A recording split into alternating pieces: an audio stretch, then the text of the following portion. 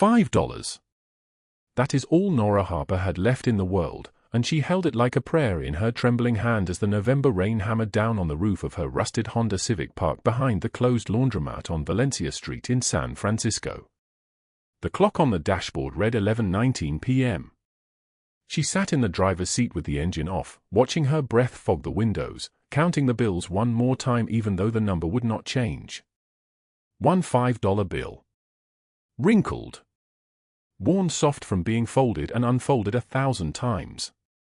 Somewhere in her backpack were 17 cents in coins and a half-eaten sandwich from the diner's garbage that she had wrapped in foil and hidden under her jacket so nobody would see her eating what other people threw away. The sandwich was tomorrow's dinner. The $5 was for gas to get her to the diner by 4 in the morning. She had exactly nothing else. Nora's hands were raw from double shifts, her fingernails broken and stained with coffee and grease that would not wash out no matter how hard she scrubbed. Her uniform hung loose on her frame like cloth draped over a skeleton. She was 28 years old but looking decades older, her face carved thin by years of not enough food, not enough sleep, not enough hope.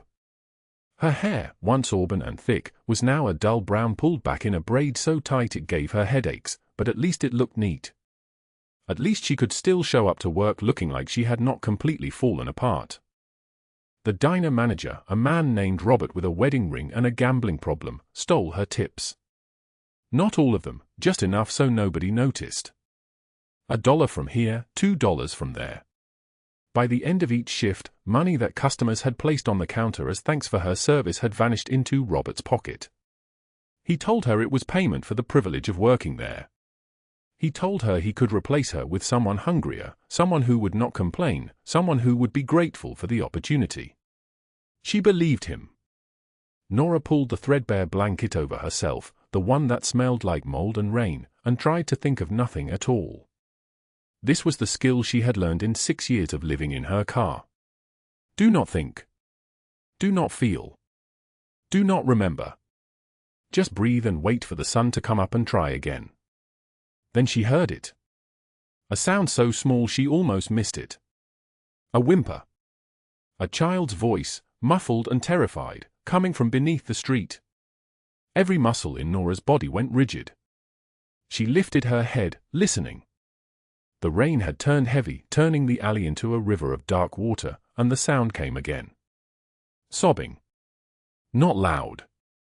Barely audible beneath the drumming rain and the distant hum of the city, but unmistakable. A child was crying in pain. Nora threw off the blanket and moved without thinking. This was another skill she had learned, born from 5 years of homelessness and 6 years of running before that. She moved toward vulnerability because she recognized it in the way a wounded animal recognizes another wounded animal. She grabbed her backpack, stumbled into the rain, and crossed the alley toward the women's shelter, a brick building with boarded windows that stood like a tombstone in the darkness. The basement grate was rusted, clogged with leaves and cigarette butts. Nora knelt in the mud, rain streaming down her face, and looked down through the metal bars into absolute blackness. "Hello," she called softly. "Are you all right?" The sobbing stopped. She heard breathing. Terrified, rapid breathing like a small animal in a trap. "Do not be afraid. I am here to help. Can you come up here?" There was a sound of movement, of something small shifting in the darkness, and then a face emerged from the shadows. A child's face. A girl, maybe 8 years old, with dark eyes and dark hair soaked wet, her skin smudged with dirt and something that looked like dried blood. She wore a pink party dress, now torn and filthy, and her wrist showed marks. Red, angry marks. Rope burns. Fresh. Nora's breath caught in her throat. The child looked up at her with eyes so dark they were almost black, and something in those eyes made Nora's entire body go cold. She had seen eyes like that before. Eyes that belonged to powerful men. Eyes that carried the weight of dangerous blood. "Can you get me out?" the child whispered. Nora did not hesitate. She pulled the grate open, the rust shrieking, and reached down into the basement. The girl climbed up toward her, and Nora lifted her out of the darkness, holding her small body against her chest. The child was thin, so thin she weighed almost nothing, and she was shaking so violently that Nora could feel it in her own bones. "What is your name?"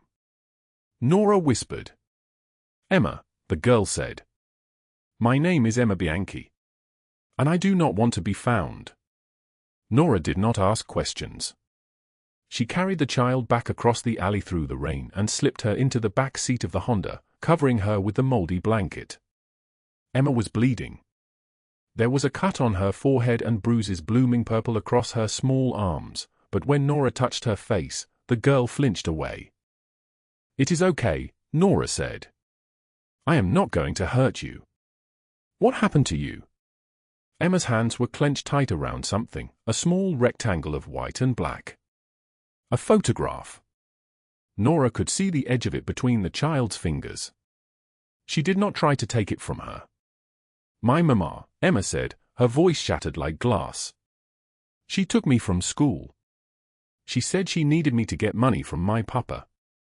She locked me in a room. I heard her on the phone saying $125,000 in 3 days or she would hurt me. But I do not like my mama.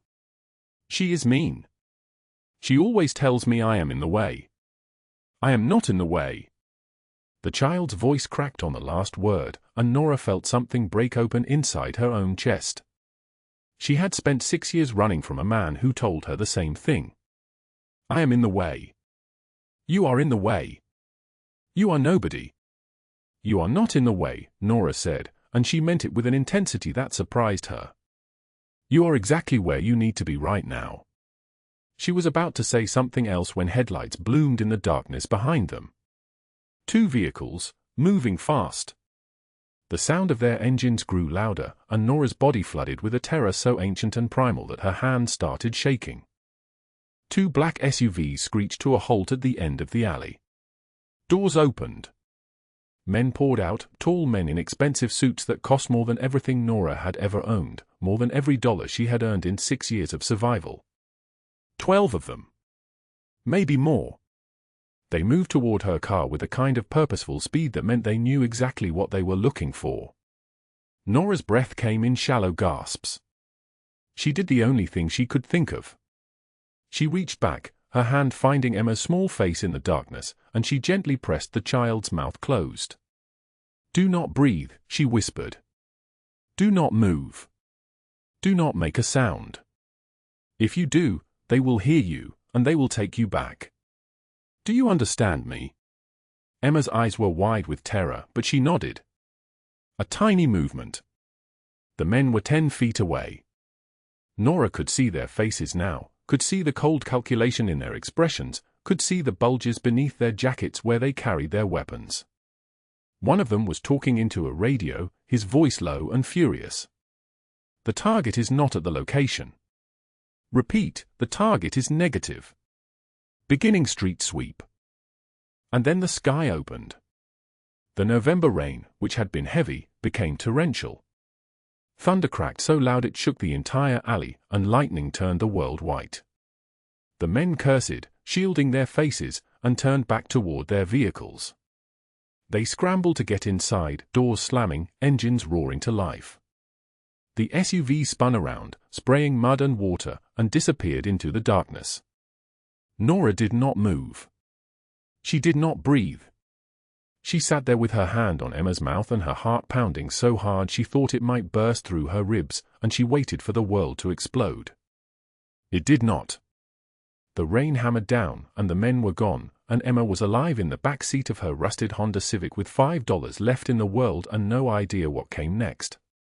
Emma pulled Nora's hand away from her face, gasping for breath. "They are looking for me," the child whispered. "My mama told them to find me. But there is someone else they work for. Someone very important. The men who took me work for him now, I think. They have his symbol on their clothes. A lion." Nora looked at the photograph Emma was still clutching.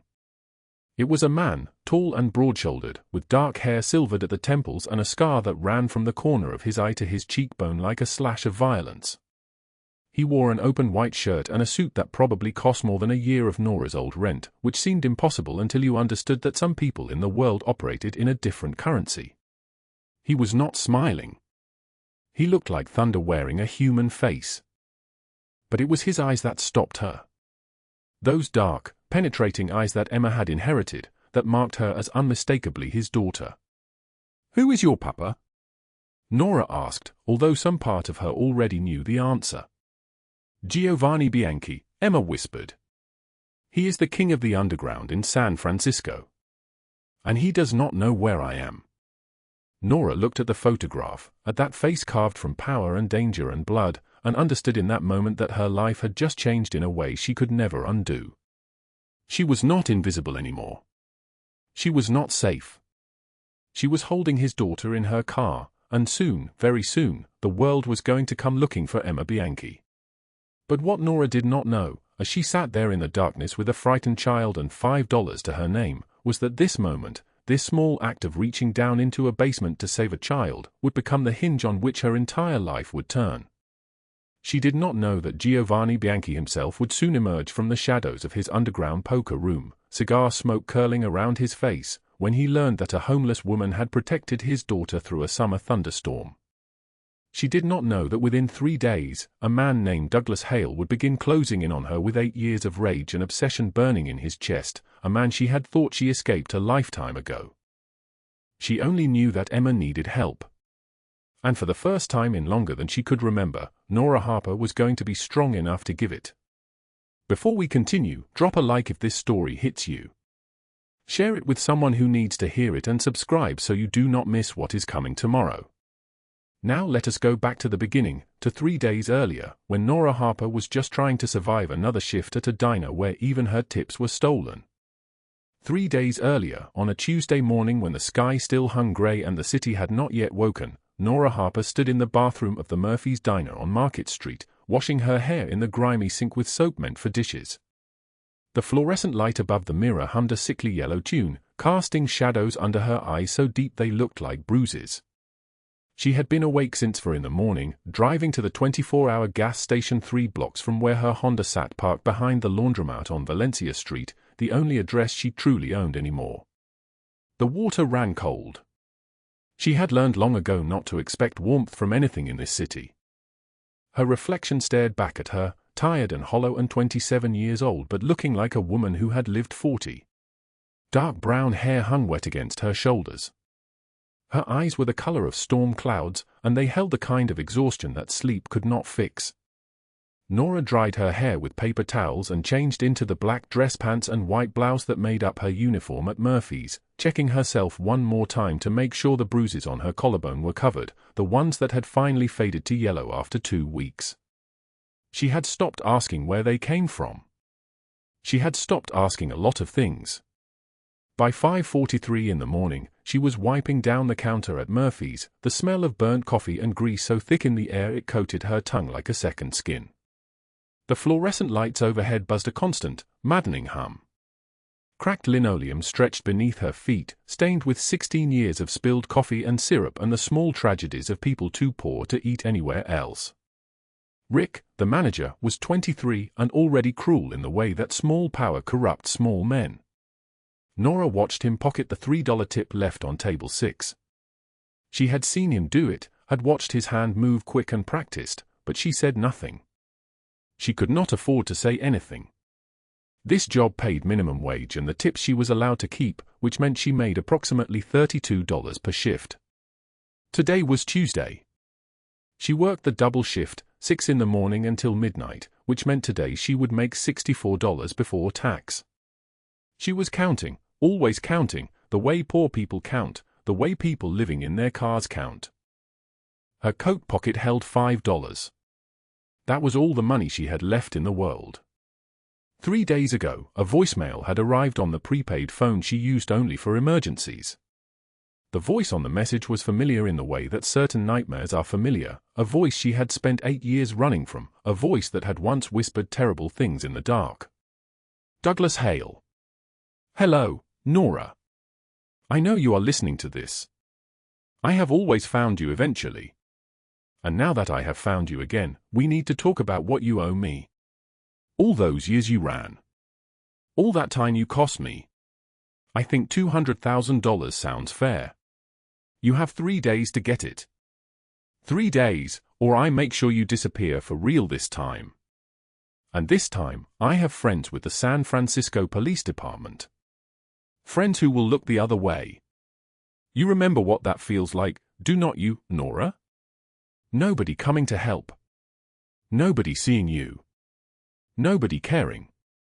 The message had ended with a laugh, soft and certain and full of the confidence of a man who had never once had his will crossed. $125,000. 3 days. A voice from 8 years ago that she had prayed would never find her again. The scars on her back ached when she heard that message.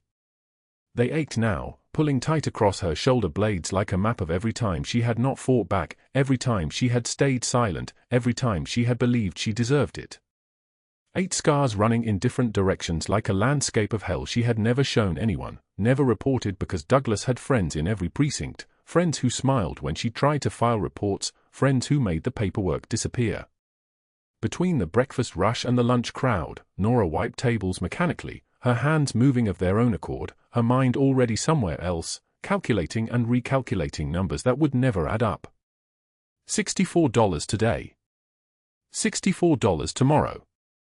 In 3 days, she would have maybe $200. She needed $125,000. The mathematics of impossible things. At 2 o'clock in the afternoon, she clocked out for her 30-minute break, took her coat, and walked 3 blocks to the women's shelter on 3rd Street, the one place in the city where nobody asked her questions and where she could remember, sometimes, that she was human. The shelter occupied the basement and 1st floor of a converted brownstone. Fluorescent lights hummed here too, but the lights were softer, less cruel. The basement smelled like laundry detergent and donated clothes and something underneath that might have been hope. Nora had been volunteering here for 2 years, folding donated clothes, listening to women's stories about men who had tried to break them, about lives that had narrowed down to a single room and a bar on the window. She never told them her own story. She only listened and folded and made sure the smaller children had shoes that fit. The basement was divided into 2 rooms. The main room held racks of donated clothes organized by size and season. The back room was smaller, almost a closet, meant for storage. Nora was reaching for a box of winter coats when she heard it, a sound so small it was almost not a sound at all. A child's breathing, quick and shallow and terrified. She turned slowly. Behind the stacked boxes of shoes, in a corner dark enough to hide in, sat a small girl.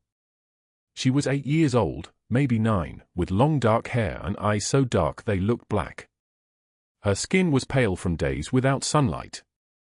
She wore a pink dress that had probably cost more than everything Nora owned, and that dress was torn at the hem and stained with something brown that might have been mud or might have been something worse.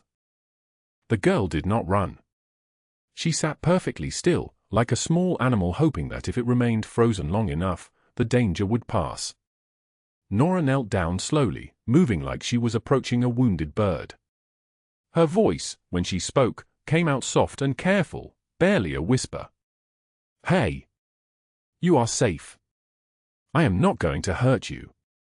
The girl's breathing did not change. Her eyes tracked Nora's movement, watching every decision, every potential threat. "What is your name?" Nora asked. When the girl spoke, her voice sounded like it came from very far away. "Emma." "How long have you been down here, Emma?" "Since yesterday." "Maybe longer." "I do not know. They took my phone." Nora's hands moved on instinct, reaching into her coat pocket for the granola bar she kept for her own hunger, the one she had been saving. She unwrapped it slowly, showing the girl, making sure she understood there was no trick in this small kindness. Emma watched it like it was a test, like food from a stranger might be poison. "You do not have to eat it if you do not want to," Nora said. "But it is okay if you do." Emma's hand stretched out, thin and small, and took the granola bar. She ate it slowly, with the deliberation of someone who had been hungry for a very long time. That was when Nora noticed the photograph. It was crumpled and worn, clutched in Emma's other hand. Nora reached out gently, and Emma let her take it, watching her face for signs of betrayal. The photograph showed a man. He was tall and broad-shouldered, with dark eyes and dark hair silvering at the temples. He wore a suit that probably cost more than a year of Nora's rent. There was a scar running from his left eye down to his cheekbone, a thin line of white against olive skin. His expression was composed, controlled, the face of someone who had learned very early that the world responded only to power. But his eyes held something else too, something Nora recognized from her own mirror. Loss. Profound and unhealed loss. On the back of the photograph, in handwriting that looked rushed and frightened, were 3 words, Papa. Come. Please. Emma was watching her, waiting for Nora to understand. Is this your father? Nora asked quietly. Emma nodded, and the motion seemed to cost her everything. A tear rolled down her cheek, and she did not wipe it away. Where did they take you from, Emma? My mother's house. But Papa does not live with us. Papa lives in the city, under the ground. That is what she said. She said he lives like a rat in the darkness with his rats. Nora held the photograph, and something cold moved through her chest. She knew this man. Not personally, but the way everyone in San Francisco knew him. Everyone knew the name. Everyone had heard the stories. Giovanni Bianchi. The man who ran the underground poker rooms and the protection rackets and the things nobody talked about in polite company. The man who had emerged from poverty so severe it bordered on folklore and had become, by the time he was 30, the most powerful figure in the city's underworld. The man in this photograph was a human being to Emma. He was Emma's father. And Emma was hiding in a basement on 3rd Street because someone had taken her, had hidden her here, had torn her away from the man carved from power and darkness and blood. Nora did not know, in that moment, that she was holding the string that would unravel everything. She did not know that Giovanni Bianchi had spent the last 48 hours tearing the city apart looking for this child, that men in black SUVs were checking every hospital and every shelter and every place a scared little girl might hide. She did not know that a woman named Victoria Ashford, a woman with expensive jewelry and a penthouse and a smile like a knife, had orchestrated this entire thing as a ransom play, a way to extract money from the man she had once loved and then learned to hate. She only knew that Emma was cold and hungry and terrified and that no child deserved to sit alone in a basement in the dark. Come, Nora said softly, extending her hand. Come with me. I have a place where you can be safe. Emma took her hand, and when she did, the sound of her fingers curling around Nora's palm was soft and small and definitive, like a door closing on the life Nora had known and a new door opening onto something she could not yet see. Behind them, the basement was silent except for the distant hum of the heating system and the muffled sounds of the city above, a city that had no idea that everything was about to change. The underground poker room sits beneath a century-old Italian restaurant in North Beach, hidden from the city above like a secret carved into stone.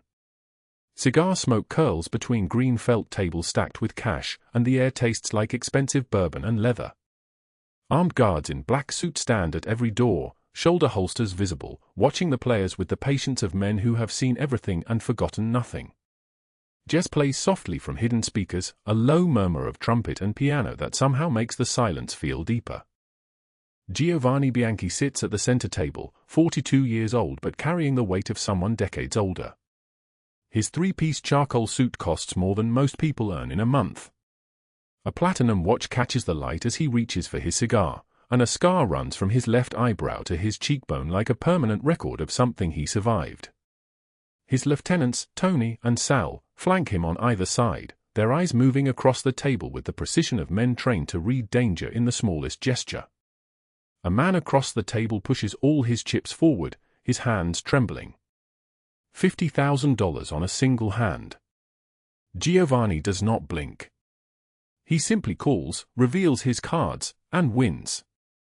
As he reaches to collect the money, his phone buzzes. The sound is small in the vastness of the room, but it cuts through the jazz like a blade. Sal leans in, whispers something only Giovanni can hear. The boss's hand freezes mid-reach. His cigar stops burning in his mouth. For 3 seconds, he does not move. Say that again, Giovanni says, his voice low and absolute as thunder. Sal repeats, Victoria Ashford called. She has Emma. Wants $5 million by Friday. If you do not deliver, the girl disappears. Emma. His daughter. Missing for 36 hours. Giovanni stands. The entire room goes silent, like the moment before a storm breaks. Every man at every table stops moving. The guards tense. This is a man who rarely rises from a chair, because when he does, people die. Get every man we have on the street, Giovanni says. His voice does not raise. It does not need to. Find my daughter. Now. I want to know where she sleeps, what she eats, what she dreams. And I want to know everything about Victoria's involvement. Every phone call, every meeting, every piece of this. Tony nods and moves toward the door. Sal remains, studying his boss's face. What about Douglas Hale? Giovanni's jaw tightens.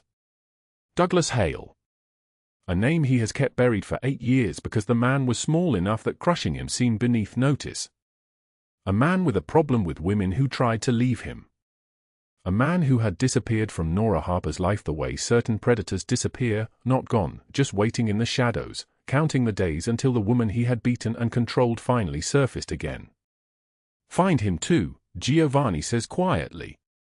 If he is involved in this, he will not live to regret it. The rain falls on 3rd Street at 3:51 in the morning, and Nora Harper sits beside a sleeping child in the back seat of her 2003 Honda Civic, watching water streak the windows.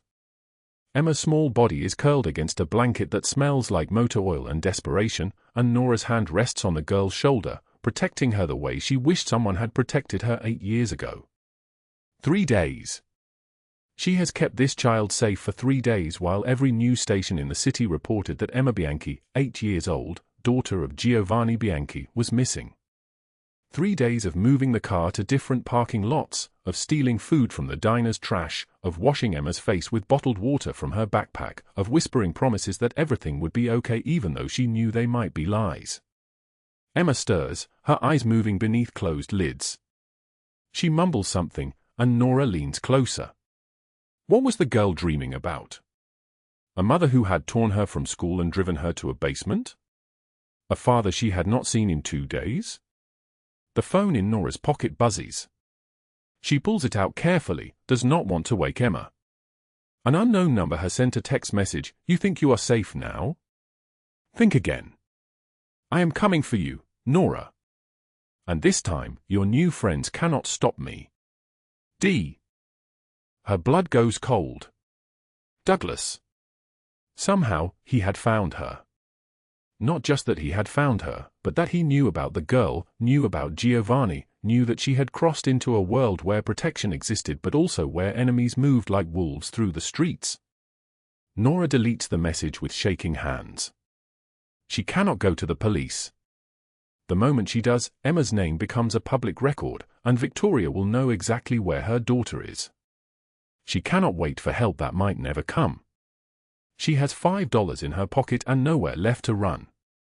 The only option left is the one that terrifies her most. She has to take Emma to Giovanni Bianchi.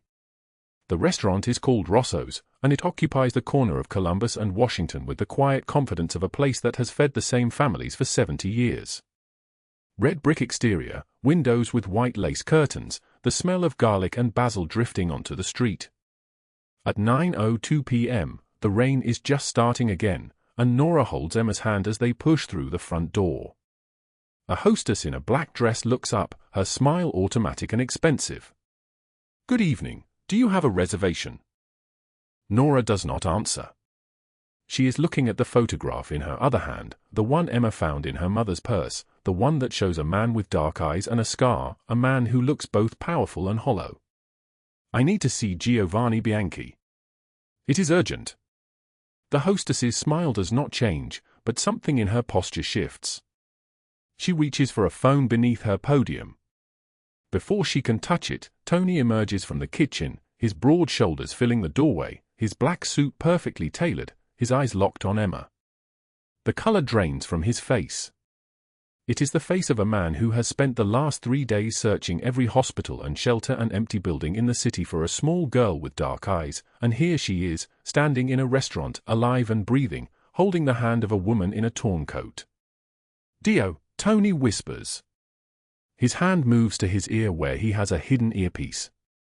He speaks rapid Italian, his voice shaking, then looks at Nora with an expression she cannot read.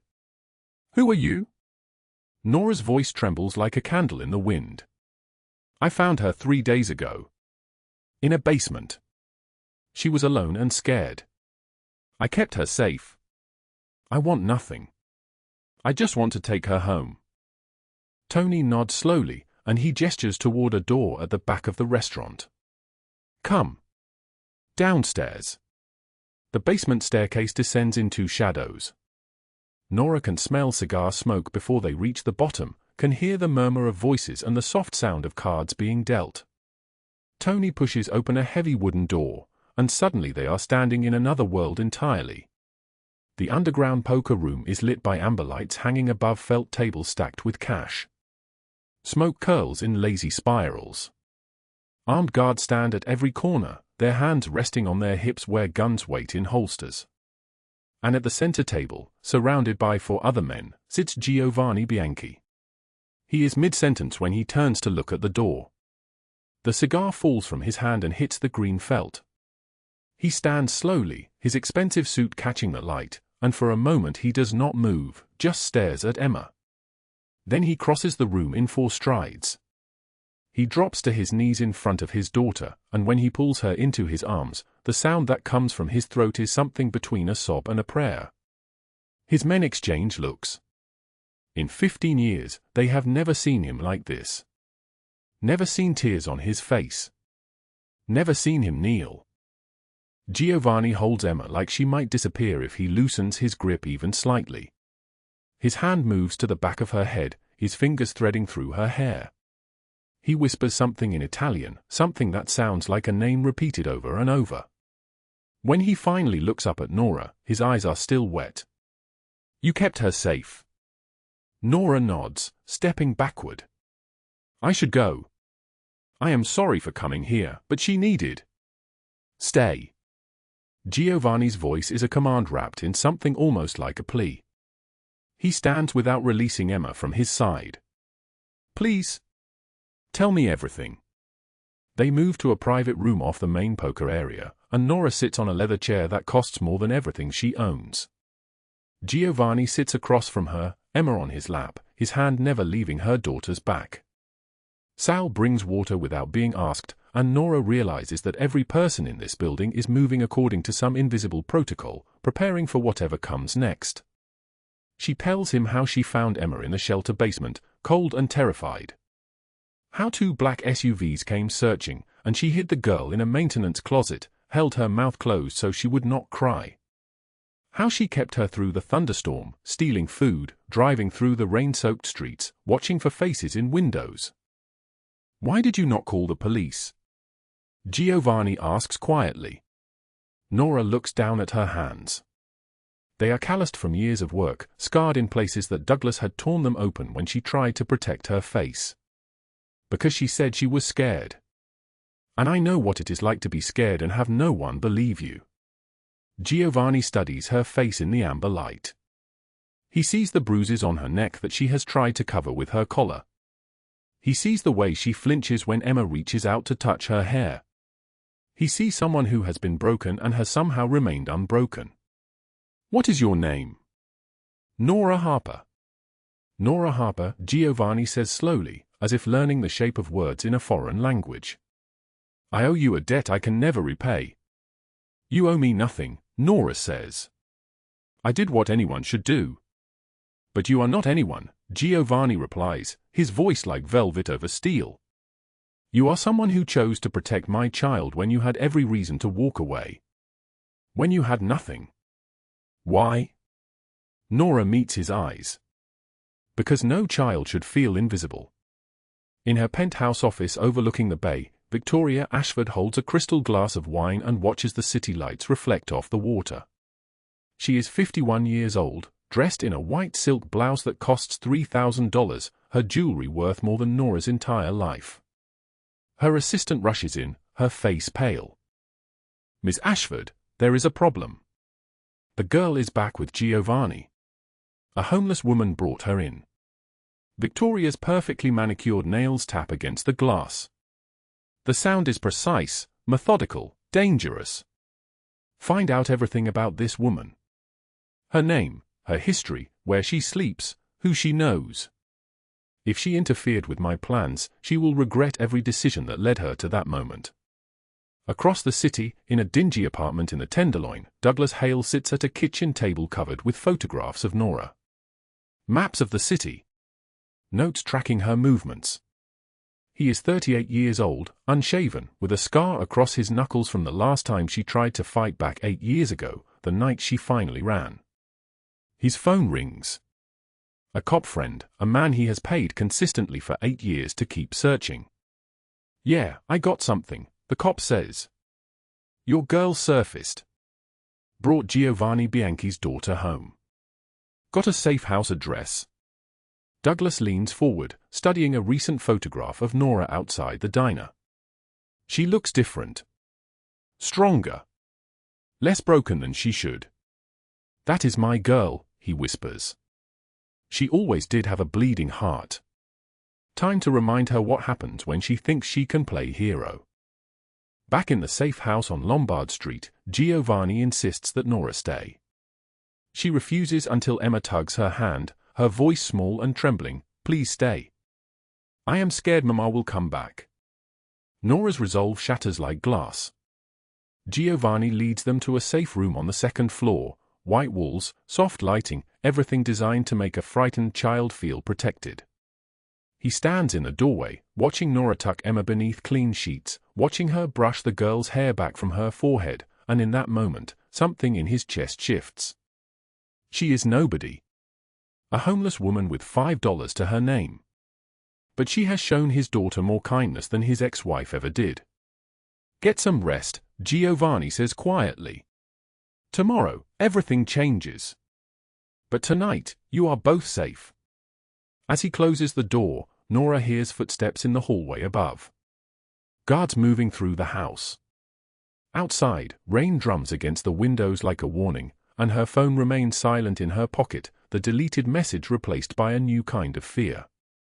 Because Giovanni does not know that Douglas Hale is already moving through the streets, does not know that Victoria is preparing to make a move that will force Nora to choose between her own survival and the daughter of the most dangerous man in the city. Family is not always bound by blood but by those who choose to stay when the storm arrives. That night at the safe house on Lombard Street, Nora sits in the bathroom with the door locked, rain hammering against the window like fists demanding entry. The mirror reflects a stranger, hollow eyes, bruises spreading across her arm in shades of purple and yellow where Douglas grabbed her, the weight of 8 years pressing down like a stone slab on her chest. She pulls out the child's first pair of shoes from her backpack, the tiny leather sneakers she has carried since the shelter, worn at the heels, laces still tied in a bow. Her hands shake as she holds them. The fabric is so small. So fragile. Just like Emma. Just like everyone who gets close to her. Maybe Douglas is right. Maybe I should just disappear. Maybe everyone I touch gets hurt. She thinks about Emma asleep in the next room, about Giovanni's kindness, about how she does not deserve any of this, the safety, the protection, the way he looked at her like she mattered. The rain grows louder, drumming a rhythm that sounds like a countdown. She closes her eyes, and for one terrible moment, she considers walking out into the storm and never coming back. Walking away from all of it. Becoming invisible again, which was safer. Which was what she knew. Then she hears it through the door. "Nora? Are you okay?" That tiny voice, that fragile trust, stops her like a hand on her shoulder. Emma stands in the doorway in pajamas, holding a stuffed bear with one ear missing, her dark eyes, Giovanni's eyes, filled with worry. "I had a bad dream. Can you stay with me?" Nora's tears fall silently as she nods, takes Emma's hand, and realizes something that changes the geometry of her entire world. She cannot run anymore. Not from this. Not from the people who need her. Running was what she had always done, and running had brought her nothing but $5 in a pocket and a car behind a laundromat. But staying might cost her everything. And she is finally ready to pay that price. The next morning, Giovanni arrives at the safe house at dawn, his expensive coat dripping rain, his dark eyes carrying the weight of a man who has not slept. He finds Nora in the kitchen, writing. Pages and pages spread across the counter, ink smudged where tears fell. She seals the letter, writes his name on the envelope in careful letters, places it on the counter between them like a confession. She is packing her backpack when he walks in, moving methodically, pulling on her worn jacket, checking the side pocket for her ID. Going somewhere? Giovanni's voice is quiet but firm, the kind of quiet that precedes lightning. Nora does not turn around. I have to leave. Douglas will not stop. Victoria will not stop. As long as I am here, Emma is in danger. You are in danger. I cannot let that happen. Giovanni picks up the letter, opens it despite her protest. He reads silently, and she watches his jaw tighten, watches his hands clench the paper. When he finishes, he folds it carefully, not angrily, but deliberately, and looks at her with an expression she cannot read. Dark, controlled, dangerous. You think leaving will protect us?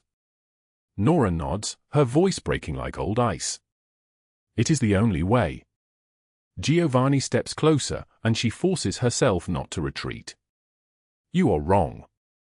The only way to protect the people we love is to stand with them, not run from them. And whether you are ready to hear this or not, Nora Harper, you matter to me.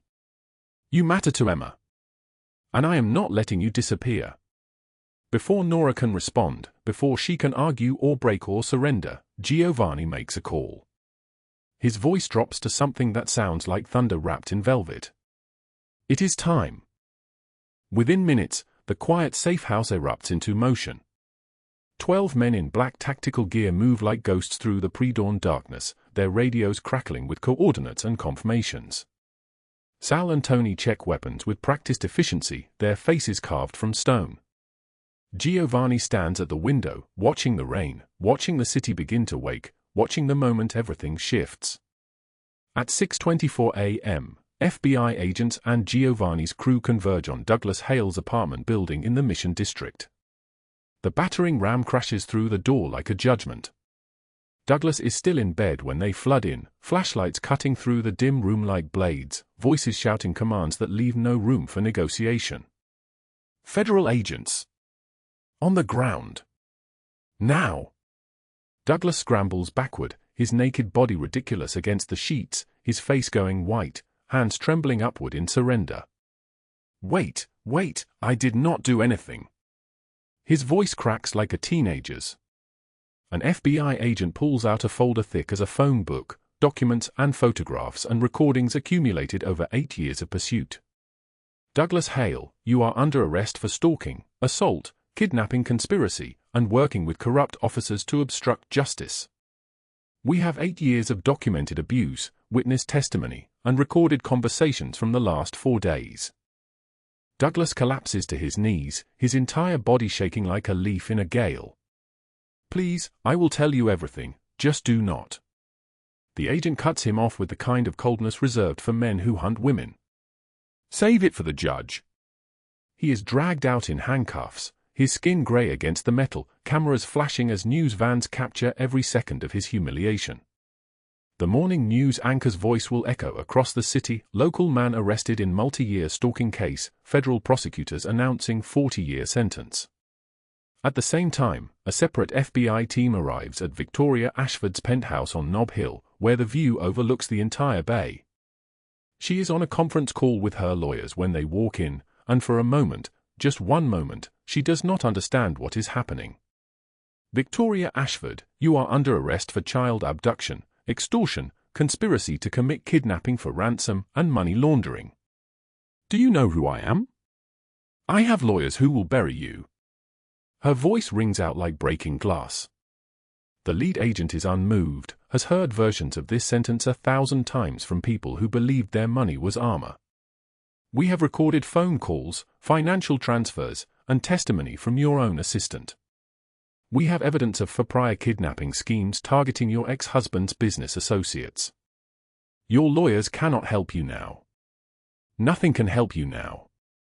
Victoria is led out in handcuffs, her designer suit and perfectly styled hair contrasted against the cold metal on her wrists, the cruel morning light exposing every line on her face. Her empire crumbles in hours, real estate holdings seized by federal court order, bank accounts frozen, her name dragged through every news channel as the socialite who tried to ransom her own daughter for a larger settlement. By noon, her photograph is on every screen in the city. By evening, she is forgotten by everyone except those she destroyed. Giovanni watches both arrests from his office via live feed, a wall of monitors showing simultaneous federal operations. Sal and Tony stand beside him, watching their boss's profile against the blue light. Tony mutters under his breath, "Too quick. Too easy. Too merciful." Giovanni shakes his head slowly, his voice like the weight of stone. No. Prison is worse than death for people like them. 40 years of watching the world move on without them. 40 years of knowing that the people they tried to destroy are living, breathing, building something beautiful. That is justice. The rain outside the windows begins to lighten, grey clouds breaking apart to reveal patches of pale blue. Giovanni's phone rings. It is Nora. Her voice trembles across the line, but it is not fear. It is relief. It is over? It is over. 2 weeks after the arrests, Nora stands in Giovanni Bianchi's penthouse office overlooking San Francisco Bay. Floor-to-ceiling windows frame the Golden Gate Bridge in morning light, suspended in mist and blue sky. She wears clothes that fit her properly for the first time in 8 years, navy slacks, a cream blouse, her hair washed and styled, but she still carries her old backpack slung across one shoulder. Old habits do not die easily. They die kicking and screaming, refusing to let go even when you are finally safe. The office smells like dark wood and expensive leather. Mahogany desk. Persian rug. A portrait of Giovanni's mother hangs on the far wall, a woman with his same dark eyes and unyielding expression. Everything in this room costs more than everything Nora owned in the 18 years before she met Emma. Before she found a terrified 8-year-old girl hiding in a shelter basement and chose to protect her instead of protect herself. The door opens. Emma runs through it like a small hurricane of joy, her feet barely touching the marble floor before she crashes into Nora, wrapping her arms around Nora's waist and burying her face in the soft fabric of the borrowed blouse. "Papa says you are staying." Emma's voice is muffled against the cloth, vibrating with hope so pure it makes Nora's chest tighten. "Papa says Nora lives here now." "Is that true? Do you live here now?" Nora looks down at the top of Emma's head, at her dark hair braided in the way Giovanni learned to braid it 3 days ago, his large scarred hands moving with unexpected gentleness. She catches sight of Giovanni in the doorway. He watches the two of them with an expression she cannot quite read, something between grief and healing, like a wound learning to close. "I do not know how to do this," Nora says quietly. "How to accept help. How to stop running." Her voice fractures on the last word. 8 years of sleeping in her car, 8 years of Douglas Hale's shadow following her through cities and states, 8 years of believing that safety was a luxury item, like diamonds, something that belonged to other people in other lives. And now. This. A penthouse. A child who calls her name like it means something. A man who dismantled an empire to prove she was worth saving. Giovanni steps into the office and closes the door. The sound is soft, definitive. He moves to his desk, not behind it, but beside it, sitting on the edge so he is closer to her eye level. She has noticed he does this now. He minimizes the gap between them whenever possible, as if proximity itself is a form of safety. "You do not have to know," he says. His voice is like the weight of stone, steady and immovable.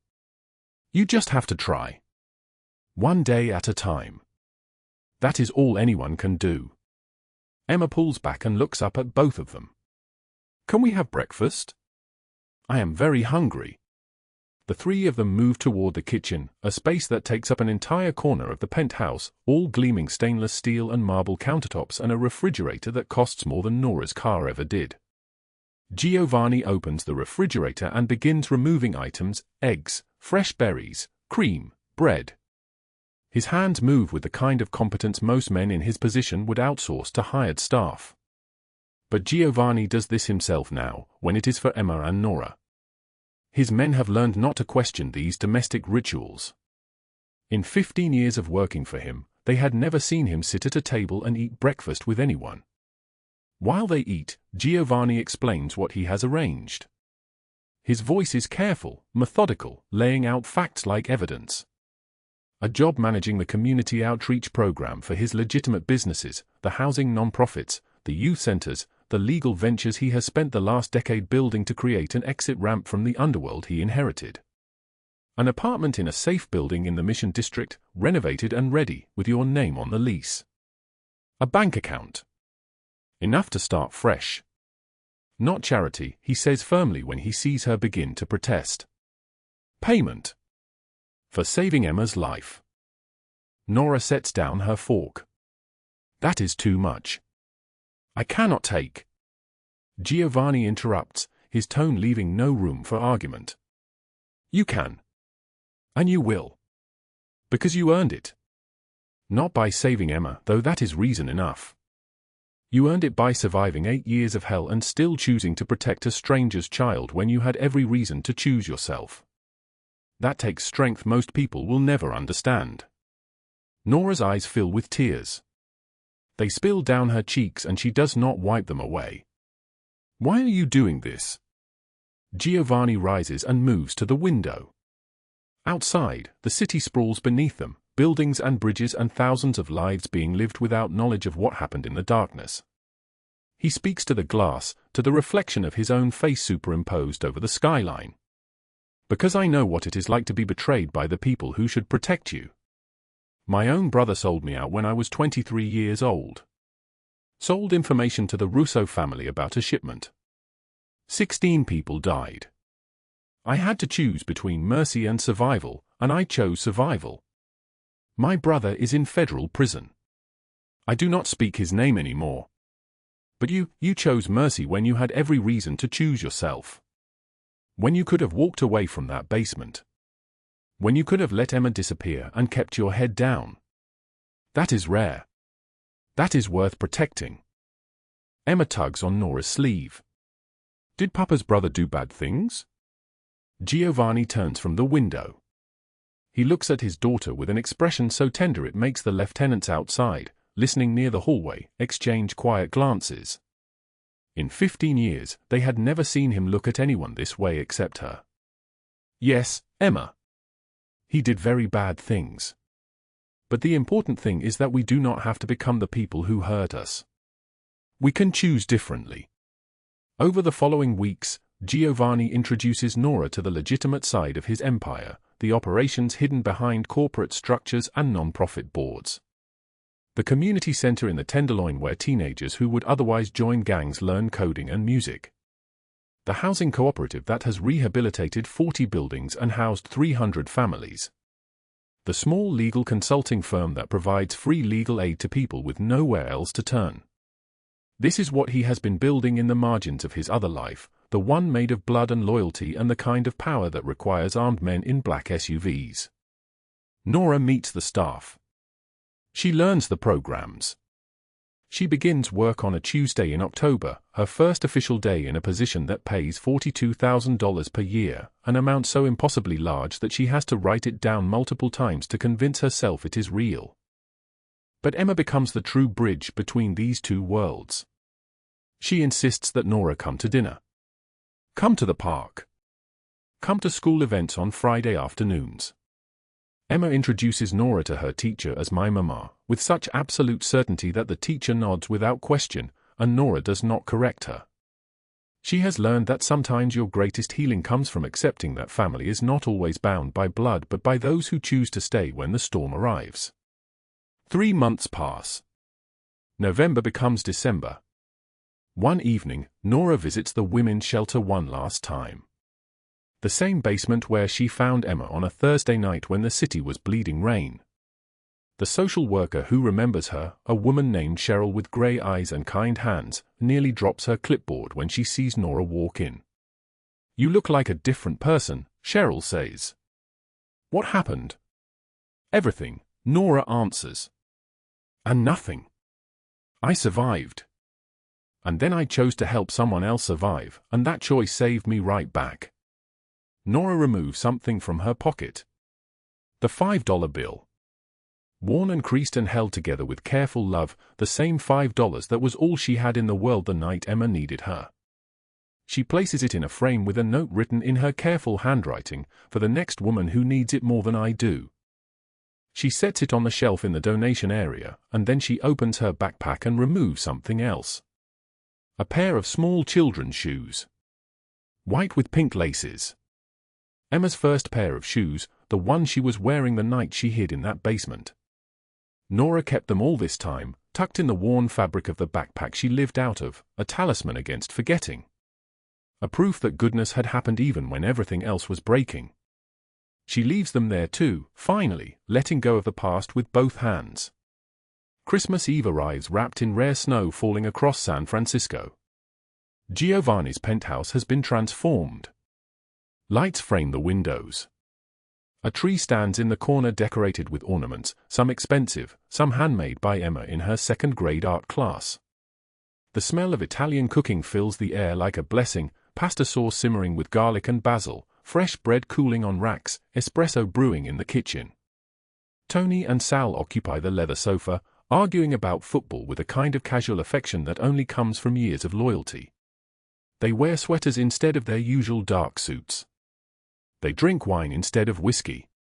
In the presence of Emma and Nora, the entire penthouse transforms into something gentler, something that remembers what home is supposed to feel like. Nora stands at the floor-to-ceiling window watching snow accumulate on the fire escapes below. Her reflection in the glass shows a woman she barely recognizes. There is color in her cheeks now. Her hair is thick and healthy. Her eyes hold light instead of just survival. Giovanni appears beside her with 2 glasses of wine. He hands her one without speaking, and they stand together in silence, watching the snow fall. The city below is transformed, all edges softened, all rough places made beautiful by the white accumulation. "I never thought I would have this," Nora says. "A home. People who care. A future that does not involve running." Giovanni turns to face her fully. "You always deserved it. You just needed someone to remind you. And you needed to believe it yourself. That took longer than it should have." Before Nora can respond, Emma runs over, her feet hitting the marble floor with that particular joyful chaos of childhood, and she pulls both of them toward the tree. "Come. Come. There are still presents. Papa said there is one very special one." The 3 of them sit on the floor surrounded by wrapping paper and ribbons. Emma opens gifts with the unselfconscious delight of a child who has learned, finally, that the world contains good things. Giovanni watches Nora watch Emma, and his expression is carefully neutral in the way it becomes when he is feeling something too large for words. The final gift is wrapped in deep blue paper. Giovanni hands it to Nora. "This is from both of us," he says. "From me and from Emma." Nora opens it carefully, respectfully, the way someone who grew up with nothing learns to unwrap things. Inside is a small velvet box. Her breath catches. She looks at Giovanni, at Emma's grin, at the moment about to split into before and after. Inside the box is a key. "Your name is on the deed," Giovanni says. "The apartment in the Mission. It is yours now. Fully yours. No lease. No temporary arrangement. It is your home. And this," he places a second key in her palm, "opens the door to my office. So you can walk in whenever you need to. Without knocking. Without asking. Because family does not knock." Nora's hands are shaking. Emma leans her head against Nora's shoulder and says something simple, something devastating in its truth: "Everyone else leaves. You do not leave. You stay." The camera pulls back slowly, showing the three of them together framed by the Christmas tree, the city lights beyond the windows, the snow still falling outside. A family forged not by blood but by choice. Built not on the foundations of loyalty codes and violence, but on the harder, rarer foundation of people choosing to stay when the storm arrives. Nora learned that survival is not just about making it through the darkness, it is about finding the people who will stand beside you when the lightning strikes. Giovanni learned that the most powerful thing a man can do is kneel down, literally and figuratively, before the people who matter most. And Emma learned that family is not always bound by blood but by those who choose to stay when the storm arrives. Sometimes the people who save us are the ones we least expect. And sometimes, saving someone else is how we save ourselves. If this story moved your heart, hit that like button right now and share it with someone who needs to hear it today. Subscribe and turn on notifications because tomorrow we have another story that will change the way you see the world. Drop a comment below and tell us, have you ever taken a risk to help a stranger? What happened next? We read every single one of your comments. Thank you for being here with us until the very end. We wish you good health, joy in your days, and peace in your heart.